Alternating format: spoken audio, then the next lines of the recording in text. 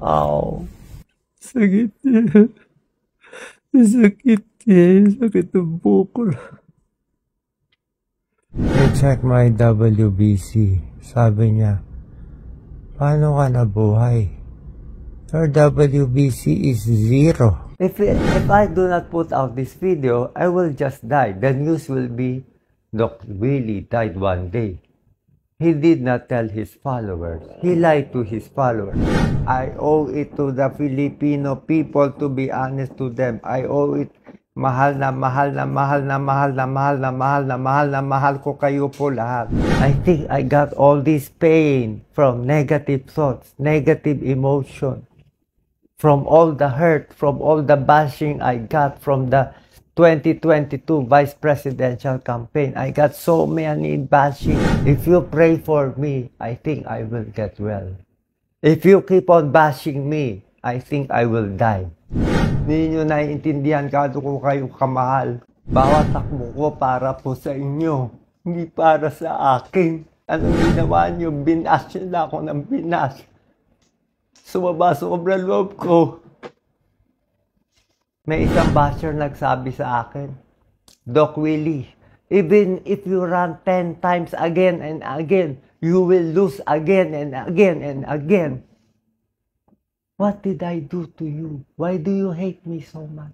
I saw my mom. My mom died. Nandun siya. Kinukuha na niya ako eh.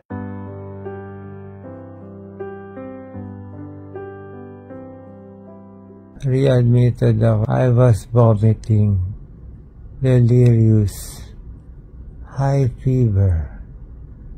They checked my WBC. Sabi niya, paano ka nabuhay? Your WBC is 0. My BP was low, 85/60. Dehydrated, sepsis, vasodilation of the artery from possibly E. coli. Ow! Sakit niya. Sakit niya. Sakit ng bukol.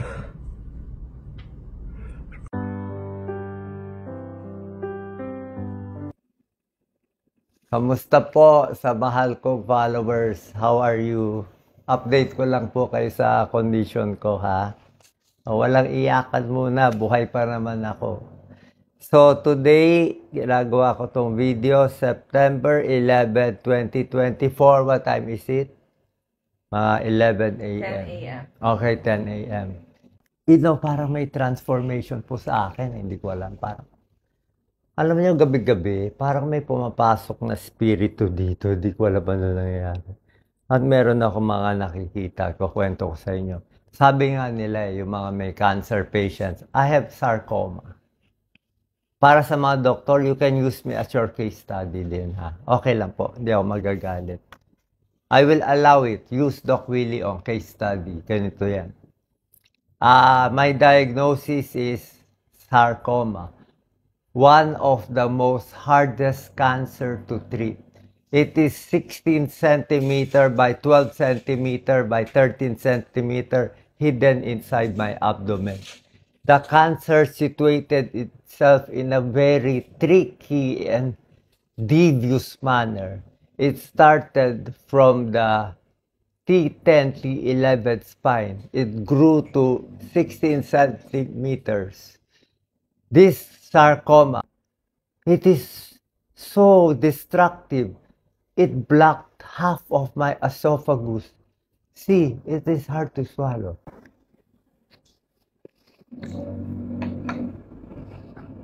Ayaw pumasok.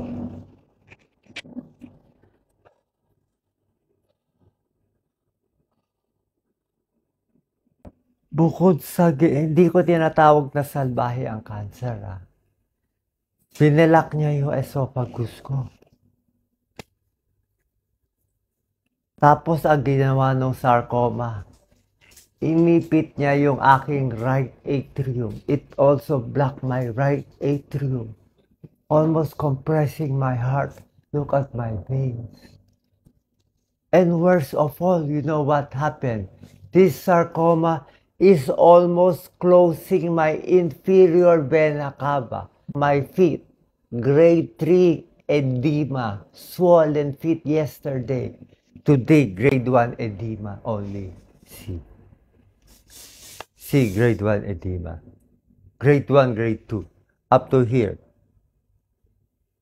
It's a pitting edema. See, it's a pitting edema. Look at my legs. It's pitting edema. Tisa, tama na. Nakakatakot na yan. So, I will show you. Sa lahat po na may cancer, I will speak in English. So, everybody in the world will be inspired. If you have cancer, you have to fight. I have one of the best doctors this morning. I am not saying they are the best, we are not the best, or Philippines is the best. It does not matter.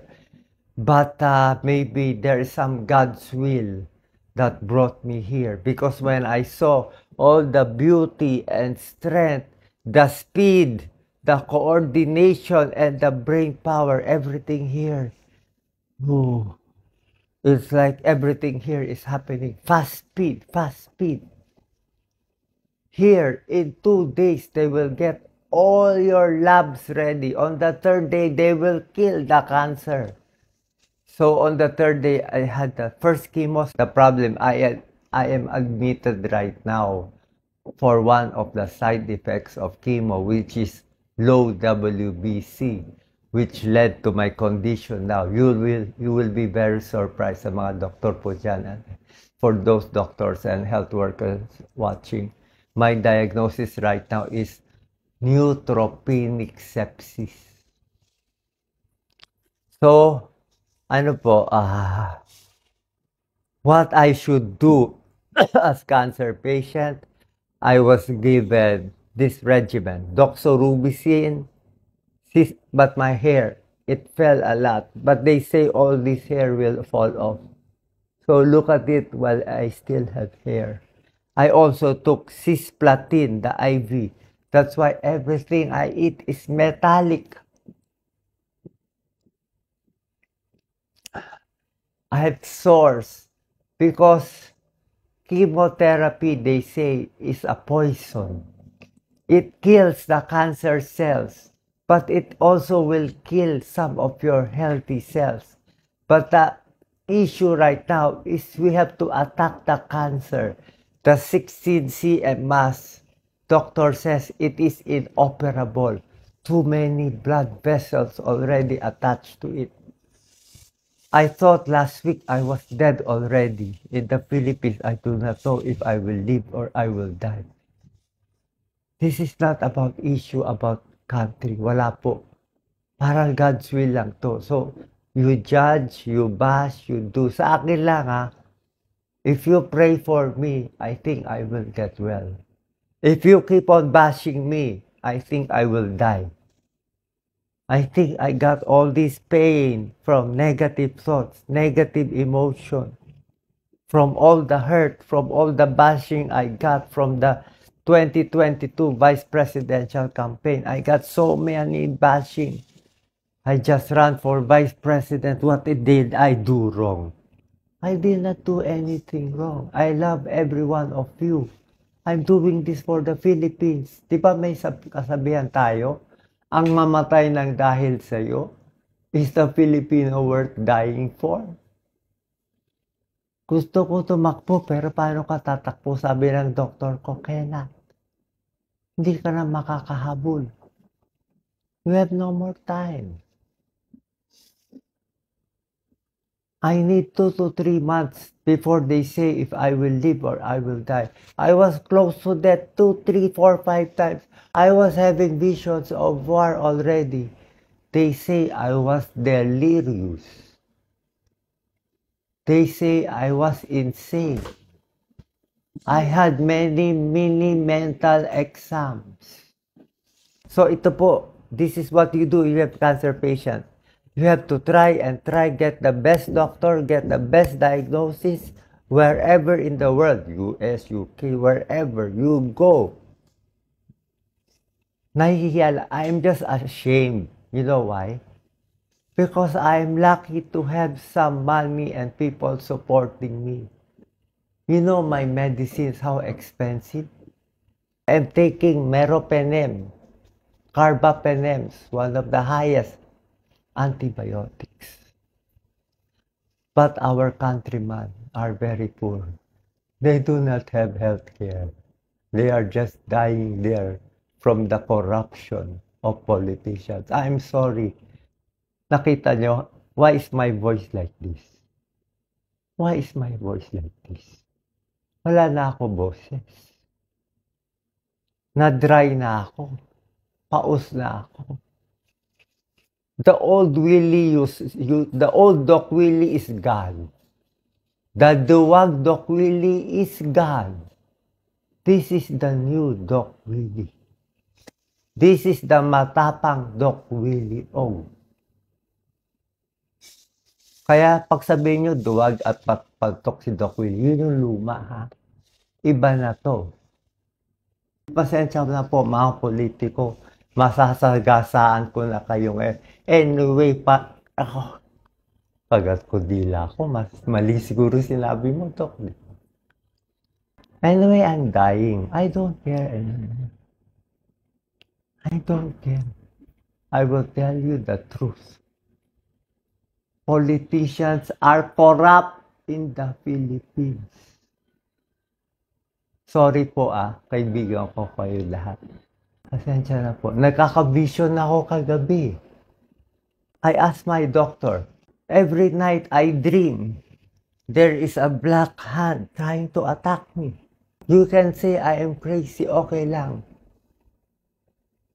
I do not have fear anymore. I don't care if you bash or like me anymore. I will tell you the truth. Let me drink a little rose.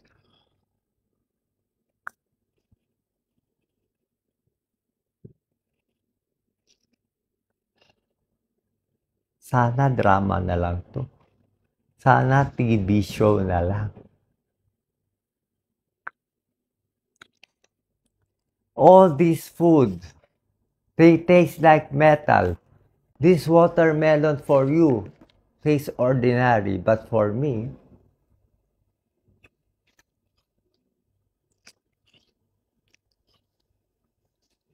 watermelon and dragon fruit for bowel movement.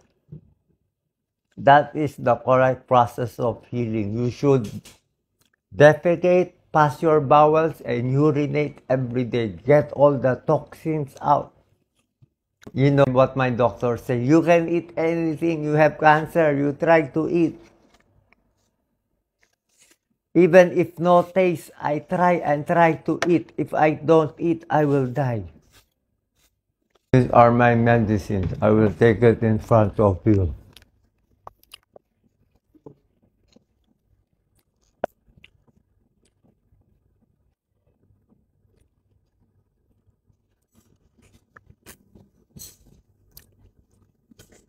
My relatives do not want me to make this video, but I said I owe it to the Filipino people to be honest to them. I owe it. Mahal na mahal na mahal na mahal na mahal na mahal na mahal na mahal ko kayo po lahat. Hindi nyo naiintindihan kado ko kayo kamahal. Bawat takbo ko para po sa inyo, hindi para sa akin. Unang campaign ko, wala akong gastos kahit na pangalawa, wala akong gastos, wala akong niloko, wala akong inaway. Anong ginawa niyo? Binas nyo ako ng binas. Sobra loob ko. Filipinos should be more caring, more honest. That's why we have all these hardships.